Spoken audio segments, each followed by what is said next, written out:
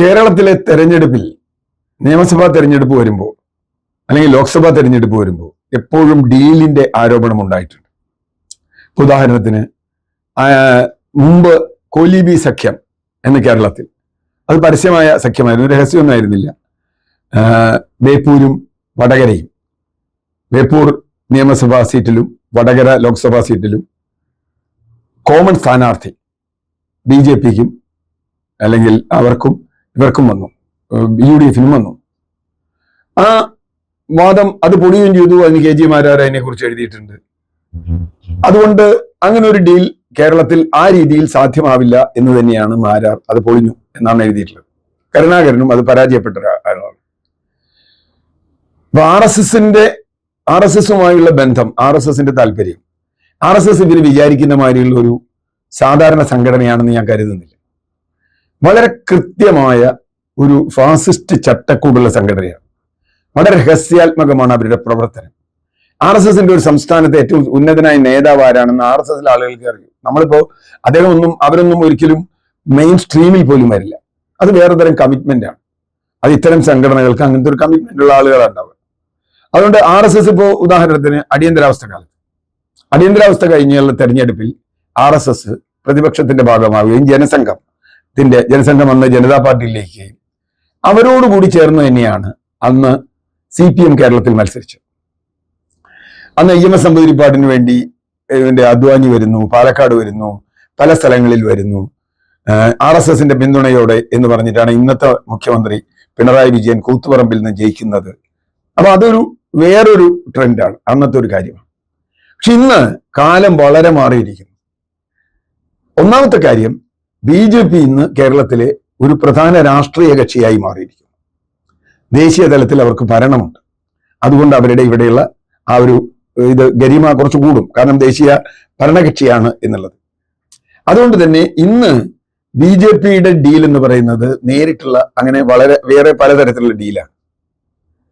പക്ഷെ അടിസ്ഥാനപരമായി BJPയുടെ താല്പര്യം, BJP എന്ന രാഷ്ട്രീയ പാർട്ടി, ഞാൻ RSSലേക്ക് രണ്ടാമത് പറയാം, BJP എന്ന രാഷ്ട്രീയ പാർട്ടിയുടെ താല്പര്യം കോൺഗ്രസ് തോൽക്കണമെന്ന് തന്നെയാണ്. CPM ജയിച്ചാലും BJPക്ക് ഒരു പ്രശ്നമല്ല, കാരണം ഈ ഒരു സംസ്ഥാനമുള്ളൂ. ഈ ഒരു സംസ്ഥാനത്ത് അവർക്കറിയാം ഇതെങ്ങനെ മാനിപ്പുലേറ്റ് ചെയ്യണം ഒരു സംസ്ഥാനം. കാരണം അവർ ED കേസുകളും പ്രശ്നങ്ങളും ഒക്കെയായി, നേരത്തെ രാഹുൽ ഗാന്ധി പറഞ്ഞ പോലെ ഇവിടെ മുഖ്യമന്ത്രിയുടെ പ്രിൻസിപ്പൽ സെക്രട്ടറി ജയിലിൽ കിടന്നിട്ടും മുഖ്യമന്ത്രിയെ ചോദ്യം ചെയ്തു പോലുമില്ല. EDയോ കസ്റ്റംസോ അല്ലെങ്കിൽ ഇൻകം ടാക്സോ ഏതെങ്കിലും ഒക്കെ ഒരു ഡിപ്പാർട്ട്മെന്റിനെ ചോദ്യം ചെയ്തില്ല, CBI ഒന്നും ചോദ്യം ചെയ്തില്ല. പറയുമ്പോൾ മുഖ്യമന്ത്രിയുടെ പ്രിൻസിപ്പൽ സെക്രട്ടറി പോയി. അതിലൊരു കാര്യമുണ്ട്. അപ്പോൾ ഈ ഒരു ഇവിടെ CPM ആണെങ്കിൽ അവരെ ഇത്തരത്തിൽ പിടിച്ചു നിർത്താം. 52 മണിക്കൂറാണ് സോണിയാഗാന്ധിയെയും രാഹുൽ ഗാന്ധിയെയും EDയും അതുപോലെയുള്ള ആളുകളും ക്വസ്റ്റ്യൻ ചെയ്തത്. ആ കേസൊക്കെ പൊളിഞ്ഞു പോയി, അത് വേറെ കാര്യം. പക്ഷെ ക്വസ്റ്റ്യൻ ചെയ്തത്. അപ്പൊ ചുരുക്കത്തിൽ ഇവിടെ ഇവരെ പിടിച്ചു നിർത്താനുള്ള ആയുധം CPMന്റെ.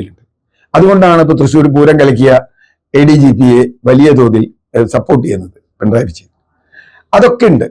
പക്ഷെ ഡീൽ എന്ന് പറയുന്നത്, ഡീലിന് പല മുഖങ്ങളുണ്ട്. ഡീൽ വളരെ നേരിട്ട് പോയി BJPയും CPM ഒന്നിച്ചിരുന്ന് ഞങ്ങൾ വോട്ട് തരാം എന്ന് പറയലല്ല. അതിന് പല താല്പര്യങ്ങളിലൂടെ വരും, പല മോഡലുകളുണ്ട്. ഞാൻ നേരത്തെ വടകര ബേപ്പൂര് പറഞ്ഞ പോലെ കോമൺ സ്ഥാനാർത്ഥി നിർത്താം, അതൊന്ന് കേരളത്തിൽ സാധ്യമേ അല്ല. കോമൺ സ്ഥാനാർത്ഥി വന്നാൽ പിന്നെ ജനങ്ങൾ അതിനെ വളരെ കൃത്യമായി കാണും. പക്ഷേ ആ ഡീലിന്റെ ചില മോഡലുകൾ ഞാൻ പറയാം. ഒന്ന്, നമുക്ക് എല്ലാവരും ഇപ്പൊ ഏറ്റവും കൂടുതൽ ചർച്ച ചെയ്യുന്ന പാലക്കാട് മോഡലാണ്. പാലക്കാട് മോഡൽ എന്ന് പറഞ്ഞു കഴിഞ്ഞാൽ പാലക്കാട് BJPയും NDAയും UDFും നേരിട്ട് ഏറ്റുമുട്ടുകയാണ്. അതിൽ LDFന് മൂന്നാം സ്ഥാനമേ ഉള്ളൂ, ഡിസ്റ്റന്റ് തേർഡാണ്. നമ്മൾ കഴിഞ്ഞ തെരഞ്ഞെടുപ്പിലും ഉപതെരഞ്ഞെടുപ്പിലും ഒക്കെ കണ്ടതാണ്. അപ്പൊ LDFന് അവിടെ ജയിക്കാൻ യാതൊരു സാധ്യതയില്ല. അങ്ങനെ വരുമ്പോൾ കഴിഞ്ഞ തവണ സരിനെ നിർത്തിയത് എന്തിനാണ്? സരിൻ കോൺഗ്രസിൽ വോട്ട് പിടിച്ച് കോൺഗ്രസിന്റെ വോട്ട് കുറഞ്ഞാൽ അതുകൊണ്ട് BJPക്ക് ജയിക്കാം. പക്ഷെ ആ ശ്രമം നടന്നില്ല, ആ ശ്രമം പൊളിഞ്ഞുപോയി.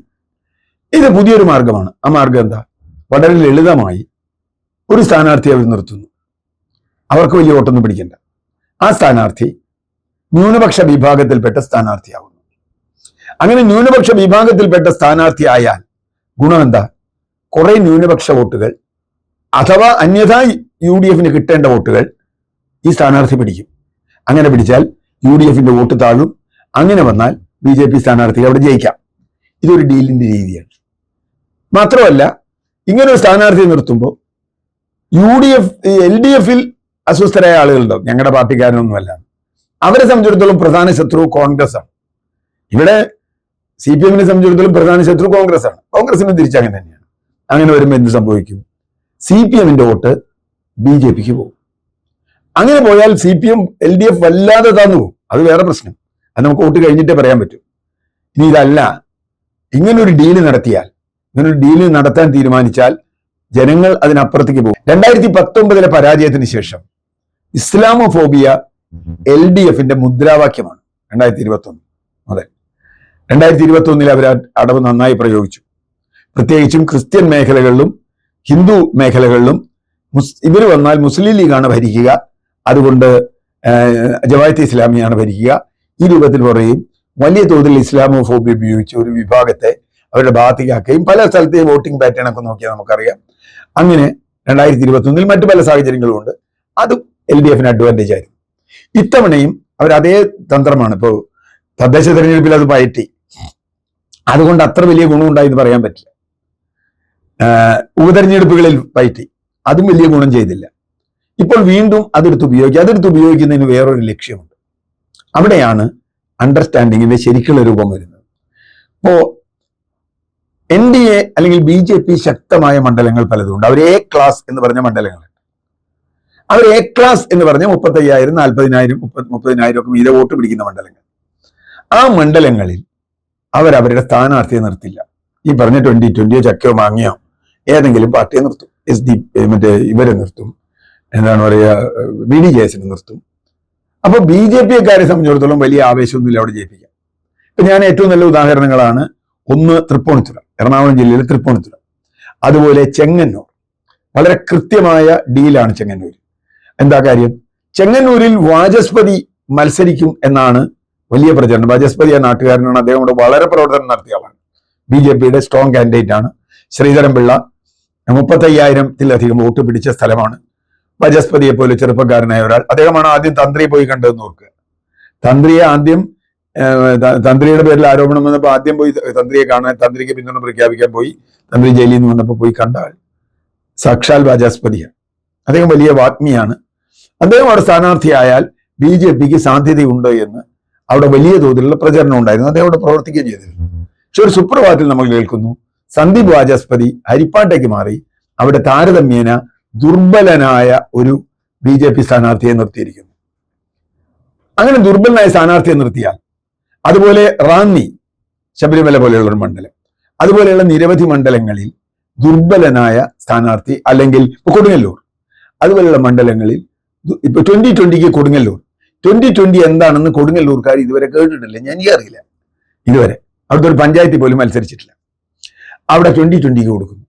അപ്പൊ ടൈറ്റ് ആയിട്ടുള്ള മണ്ഡലങ്ങളിൽ 2020 കൊടുക്കുന്നു. ഒരു വശത്ത് 2020 BDJS കൊടുക്കുന്നു, മറുവശത്ത് കളിക്കുന്ന കളി വളരെ രസമുള്ള കളി. ഇപ്പോൾ ഏറ്റുമാനൂരൊക്കെ കളി നടക്കും എന്നാണ് ഞാൻ വിചാരിക്കുന്നത്. മറുവശത്ത് കടുത്ത ഇസ്ലാമോഫോബിയ. അത് ഇസ്ലാമോഫോബിയ എന്ന് പറയില്ല, മറിച്ച് ജമാഅത്തെ ഇസ്ലാമിക്കെതിരെ, മറ്റവർക്കെതിരെ മുസ്ലിം ലീഗ് വരും. AK ബാലൻ, സജി ചെറിയാൻ അത് വക്താവായിരുന്നു. സജി ചെറിയാൻ എത്ര മോശപ്പെട്ട വർത്താനം പറഞ്ഞെന്നുള്ളത് ആർക്കും അറിയാത്ത, കാസർഗോഡ് മലപ്പുറത്തൊക്കെ ജയിച്ചവരുടെ പേര് നോക്കൂ എന്നാണ് അവർ. എന്ന് പറഞ്ഞാൽ അത്രയ്ക്ക് ഇസ്ലാമോഫോബിയ ഉണ്ട്. ആ ഇസ്ലാമോഫോബിയയുള്ള സജി ചെറിയാന് വോട്ട് ചെയ്യാമെന്ന് അവിടുത്തെ BJP-ക്കാർ തീരുമാനിച്ചാൽ ഞങ്ങളുടെ സ്ഥാനാർത്ഥി ജയിക്കില്ല, എന്നാ വോട്ട് സജി ചെറിയാന് കിടക്കട്ടെ എന്ന് തീരുമാനിച്ചാൽ അതാണ് ഇസ്ലാമോഫോബിയയും കാൻഡിഡേറ്റും തമ്മിലുള്ള വളരെ കൃത്യമായ ബന്ധം. മൂന്നാമത് അതിൻ്റെ ഒരു കാര്യം എന്ന് പറഞ്ഞു കഴിഞ്ഞാൽ, ഇപ്പോ ശബരിമലയിലെ വിഷയം സംബന്ധിച്ച് ശബരിമല നിൽക്കുന്ന റാന്നിയിലെ NDA കാൻഡിഡേറ്റ്, ആ കാൻഡിഡേറ്റ് അയാൾ 2020 എന്നങ്ങനെ എന്തോ അധികം. അപ്പോൾ അത് ചെറിയൊരു പാർട്ടിയാണ്, വലിയ പാർട്ടിയൊന്നുമില്ല. റാന്നിയിൽ 2020 എന്ന് പറഞ്ഞാൽ ഈ കിഴക്കമ്പലത്തിലെ 2020ക്ക് റാന്നിയിൽ എന്ത് വോട്ടുണ്ടെന്ന് പറയുന്നത് ഒന്നുമില്ല. പക്ഷേ അത് വെച്ച് അയാൾ പറഞ്ഞ ഒരു കാര്യം ശ്രദ്ധിച്ചോ? ശബരിമല ഈ തെരഞ്ഞെടുപ്പിൽ വിഷയമേ അല്ല. ഈ തെരഞ്ഞെടുപ്പിൽ ഏറ്റവും ശക്തമായ വിഷയമാകാൻ പോകുന്ന ശബരിമലയാണ് ഒരു വിഷയം. കാരണം എന്താ വെച്ചാൽ ശബരിമലയിൽ പാർട്ടിക്കാരാണ് ജയിലിൽ കിടന്നത്. മാത്രമല്ല, കോൺഗ്രസ്സുകാരെ പെടുത്താൻ വേണ്ടി കൊണ്ടുവന്ന കേസ് ഇന്ന് ഹൈക്കോടതി തള്ളുകയും ചെയ്തു. അജയ് തറയിലൊക്കെ പ്രതിയാവും എന്നൊക്കെ പറഞ്ഞിട്ട് ഇന്ന് ഹൈക്കോടതി കേസ് അവസാനിപ്പിച്ചു. പിണറായി വിജയന്റെ വിജിലൻസ് കേസ് അന്വേഷിച്ച് തെളിവില്ല, അവിടെ തട്ടിപ്പ് നടന്നിട്ടില്ല എന്ന് പറഞ്ഞ് കേസ് അവസാനിപ്പിച്ചു ഹൈക്കോടതി. ഇനിയിപ്പോ എന്ത് പറഞ്ഞു പറയും? ഒന്നുമില്ല. പത്മകുമാറിനെ ഇതുവരെ പാർട്ടിയിൽ നിന്ന് പുറത്താക്കിയിട്ടില്ല. അപ്പൊ പത്തനംതിട്ട ജില്ലയിലാണ് പത്മകുമാർ ഉള്ളത്, അതുപോലെ വാസു ഉള്ളത്. ഇത്തരം ആളുകൾ അല്ലെങ്കിൽ കൊല്ലം ജില്ലയിൽ തൊട്ടടുത്താണ്. അപ്പൊ പ്രശ്നം എന്താ? ശബരിമല വിഷയമേ അല്ല റാന്നി മണ്ഡലത്തിൽ എന്ന് ഇന്ത്യയുടെ സ്ഥാനാർത്ഥി പറയുന്നതിന്റെ അർത്ഥം എന്താ? ശബരിമല ചർച്ചയാക്കാൻ ഞങ്ങൾ ഉദ്ദേശിക്കുന്നില്ല. BJP ചർച്ചയാക്കില്ല. പക്ഷെ അവിടെ ഒരു തകരാറുണ്ട്. ഞാൻ ഈ പറഞ്ഞതിന് ഒരു കൗണ്ടറുണ്ട്. എന്താ കൗണ്ടർ? ഉദാഹരണം, ശബരിമല NDA ചർച്ചയാക്കുന്നില്ല, UDF അത് ചർച്ചയാക്കുന്നു. ചർച്ചയാക്കുമ്പോ NDAയിൽ ശബരിമലയിൽ വിഷമിക്കുന്ന വോട്ടർമാരുണ്ടാവും. NDAയിൽ BJPക്കാരോ അല്ലാത്തവരോ ആയിട്ടുള്ള ആളുകൾ. എന്നാലും ഒരു കോൺഗ്രസിനോട് ആഭിമുഖ്യമൊന്നുമില്ല, പക്ഷെ ശബരിമലയിൽ കൊള്ള നടത്തിയ കൂട്ടരാണല്ലോ CPM എന്ന് വിചാരിച്ച് ശബരിമല വിഷയത്തിൽ വോട്ട് ചെയ്യാൻ തീരുമാനിച്ച ആളുകൾ വോട്ട് ചെയ്യാൻ പോകുന്നത് UDFനാണ്. ഇതാണ് ഞാൻ ഈ കൗണ്ടർ എന്ന് പറഞ്ഞത്. ഇതിനൊരു കൗണ്ടർ പോസ് ഉണ്ട്. അതാണ് പ്രശ്നം. ചിലപ്പോൾ ഇവർ ഉദ്ദേശിച്ച ബലാവില്ല നടക്കുക, ബൂമറേങ്ങാവും നടക്കുക. ഇത് കേരളത്തിൽ എവിടെ സംഭവിക്കാം. ശബരിമല വിഷയമാക്കി കൊണ്ടുപോകാൻ ഇവർക്ക് കഴിയാതെ വരികയും കോൺഗ്രസ് ആളുകൾ തൽക്കാലം ശബരിമലയിൽ പ്രതികളല്ല എന്ന് ഹൈക്കോടതി തന്നെ ആ കേസ് ഇല്ലാതാക്കുകയും ചെയ്ത സാഹചര്യത്തിൽ ശബരിമലയുടെ മുഴുവൻ ഉത്തരവാദിത്വവും CPMൽ വരും. അപ്പൊ ശബരിമല കത്തിച്ച് വിഷയമാക്കിയാൽ ഒരു സംശയവും വേണ്ട, BJPക്കാർ ഡിഫൻസ്ലെസ് ആവും. ശബരിമലയാണോ? അപ്പോൾ നമുക്ക് ഇവിടെ ചോദിച്ചാൽ പാലക്കാട് ശോഭാ സുരേന്ദ്രനോട് ശബരിമല പ്രധാന പ്രശ്നമാണോ എന്ന് ചോദിച്ചാൽ ശോഭാ സുരേന്ദ്രൻ ചാടി കയറുന്നു പറയും ശബരിമലയിൽ കൊള്ള നടന്നിട്ടുണ്ട്. പക്ഷേ നിങ്ങളുടെ ഓരോ സ്ഥാനാർത്ഥികൾ അങ്ങനെയല്ലല്ലോ പറയുന്നതെന്ന് ചോദിച്ചാൽ അത് എന്തോന്ന് പറയാൻ പറ്റില്ല. അപ്പൊ ശബരിമല സോഫ്റ്റ് ആക്കിയാൽ അവർക്ക് CPMനെ, അതുകൊണ്ട് സോഫ്റ്റ് ആക്കി CPMന്റെ ആളുകളുടെ വോട്ട് കിട്ടും എന്ന് വിചാരിക്കാൻ പറ്റില്ല. അവരുടെ വോട്ട് CPMലേക്ക് ട്രാൻസ്ഫർ ചെയ്യാം എന്നാണ് അവർ വിചാരിച്ചത്. പക്ഷെ അത് ചിലപ്പോൾ പൊളിഞ്ഞു പോകും. മറ്റൊന്ന്, ഈ പറഞ്ഞ മോഡൽ, പാലക്കാട് മോഡൽ കേരളത്തിൽ അത്ര എളുപ്പമൊന്നുമല്ല. OIC ടൈപ്പ് പരിപാടിയാണ്. OIC ബീഹാറിലും ഗുജറാത്തിലും ഹൈദരാബാദിലും ഒക്കെ പ്രയോഗിച്ച ഒരു തന്ത്രമുണ്ട്. എന്താ തന്ത്രം? ആ തന്ത്രം OIC അങ്ങ് മത്സരിക്കും, ന്യൂനപക്ഷ വോട്ടുകൾ കൂടെ ഭിന്നിച്ചു പോകും. അതിന്റെ ഫലമായി ഇവർ ജയിക്കും. പക്ഷെ അത് പല സ്ഥലത്തും പൊളിഞ്ഞിട്ടുണ്ട്. ഇപ്പോൾ ഹൈദരാബാദിൽ തന്നെ അത് പൊളിഞ്ഞുപോയി. ബീഹാറിൽ കുറച്ചൊക്കെ ചില മണ്ഡലങ്ങളിലൊക്കെ വിജയിച്ചൊന്നുമില്ല. കേരളത്തിൽ അത് ഒട്ടും നടക്കില്ല. കാരണം SDPIയോ അല്ലെങ്കിൽ ന്യൂനപക്ഷത്തിൽപ്പെട്ട ഒരു CPM കാൻഡിഡേറ്റോ നിന്നാൽ സാധാരണഗതിക്ക് ആരും എൻ്റെ മതത്തിന് വോട്ട് ചെയ്യണമെന്നല്ല പറയുക, മതത്തിനേക്കാൾ രാഷ്ട്രീയത്തിന് പ്രാധാന്യം കൊടുക്കുന്ന ഒരു സമൂഹമാണ് കേരളത്തിലുള്ളത്. അതുകൊണ്ട് മോഡിയുടെ രാഷ്ട്രീയവുമായി സന്ധി ചെയ്യുന്ന CPMന് ഞങ്ങളുടെ വോട്ടില്ല എന്നവർ തീരുമാനിച്ചാൽ, ഏതാണ്ട് അങ്ങനെ തീരുമാനിച്ച മട്ടാണ് ഇപ്പോൾ കേരളം മുഴുവനുള്ളത്. പാലക്കാട് വോട്ടർമാർ മാത്രം മാറി എന്നാൽ CPMന് ചെയ്തേക്കാം, എന്നിട്ട് ശോഭാ സുരേന്ദ്രനെ ജയിപ്പിച്ചേക്കാം എന്ന് വിചാരിക്കുമെന്ന് ഞാൻ കാണുന്നില്ല. അന്തിമമായി ഈ കളി ഡീലുണ്ടോ ഡീലില്ലയോ എന്നുള്ളതൊക്കെ കുറച്ച് കഴിഞ്ഞാൽ, തെരഞ്ഞെടുപ്പ് കഴിഞ്ഞാൽ അങ്ങോട്ടും ഇങ്ങോട്ടും ഒക്കെ പറയാൻ പറ്റും. ചില സ്ഥലത്ത് ഉദാഹരണത്തിന് BJP സ്ഥാനാർത്ഥിയുടെ വോട്ട് കാര്യമായി കുറയുകയും അവിടെ UDF ജയിക്കുകയും ചെയ്താൽ ഇവർ പറയാൻ പോണ UDF BJP വോട്ട് ചെയ്തു. LDF ജയിച്ചാൽ UDF അത് പറയും. ഇപ്പൊ BJP കാൻഡിഡേറ്റിന്റെ വോട്ട് വളരെ കുറയുകയും സജി ചെറിയാൻ ഉദാഹരണത്തിന് ചെങ്ങന്നൂർ മണ്ഡലത്തിൽ അവിടുത്തെ BJP സ്ഥാനാർത്ഥി ഗോപകുമാറാണ്, അദ്ദേഹത്തിന്റെ വോട്ട് കാര്യമായി കുറയുകയും കഴിഞ്ഞ തവണ കിട്ടിയതിനേക്കാൾ കുറയുകയും സജി ചെറിയാൻ ജയിക്കുകയും ചെയ്താൽ പറയാൻ പോകുന്നത് UDFന് ഉറപ്പായിട്ട് പറയാലോ അങ്ങനെയാണ്, ക്ലിയറായി പറയാം. പക്ഷെ CPM സമ്മതിക്കില്ല. CPM പറയും ഞങ്ങളുടെ രാഷ്ട്രീയ വിജയമാണ്, പക്ഷെ മറ്റേടത്ത് പോയത് ഞങ്ങളുടെ രാഷ്ട്രീയ വിജയമാണ്, ഇത് നിങ്ങളുടെ UDFന്റെ രാഷ്ട്രീയ പരാജയമാണെന്ന് പറയും. BJP വോട്ട് CPMന് കിട്ടിയാൽ അത് അവരുടെ രാഷ്ട്രീയമായി ശരി, BJP വോട്ട് UDFന് കിട്ടിയാൽ അത് വരും, രണ്ടും വരും. കാരണം BJPക്കാരെ സംബന്ധിച്ചിടത്തോളം ഒരുപാട് നിർണായകമായ മണ്ഡലത്തിൽ, തൃപ്പൂണിത്തുറയാണെങ്കിലും ചെങ്ങന്നൂരാണെങ്കിലും മറ്റു പല മണ്ഡലങ്ങളിലും അവർക്ക് വല്ലാത്ത പ്രതിസന്ധിയുണ്ട്. ആ പ്രതിസന്ധി അവരെങ്ങനെ മറികടക്കുമെന്നുള്ളത്, ശബരിമലയാണോ അവരുടെ മുമ്പിൽ വരുന്ന വിഷയം, അതോ ദേശീയ തലത്തിൽ BJPയുടെ ശത്രു കോൺഗ്രസ് ആണ് എന്ന് വിചാരിച്ച് വോട്ട് ചെയ്യോ? അങ്ങനെ വിചാരിക്കുന്ന ആളുകൾ വളരെ കുറവേ BJPയിലുള്ളൂ എന്ന് ഞാൻ വിചാരിക്കുന്നത്. കാരണം എന്താ വെച്ചാൽ അവരെ സംബന്ധിച്ചിടത്തോളം BJP ഒരു ഒരു പ്രത്യേകതരം ബന്ധമാണ്. ഇപ്പൊ മോഡിയുടെ വികസനത്തിന്റെ ബന്ധം, അല്ലെങ്കിൽ ചെറിയൊരു ഇസ്ലാമോഫോബിയയുടെ ബന്ധം, ഇതൊക്കെ ആവാം. പക്ഷെ അതിനെയൊക്കെ മറികടക്കുന്ന തരത്തിൽ ശബരിമല വിഷയം വന്നാൽ ഈ കാണുന്ന കണക്കാവില്ല ഉണ്ടാവുക. ഈ 2020ക്കും BDJSനും BJP കൊടുത്ത മണ്ഡലങ്ങളിൽ വലിയ തോതിൽ UDFന് വിജയമുണ്ടാകാനാണ് സാധ്യത.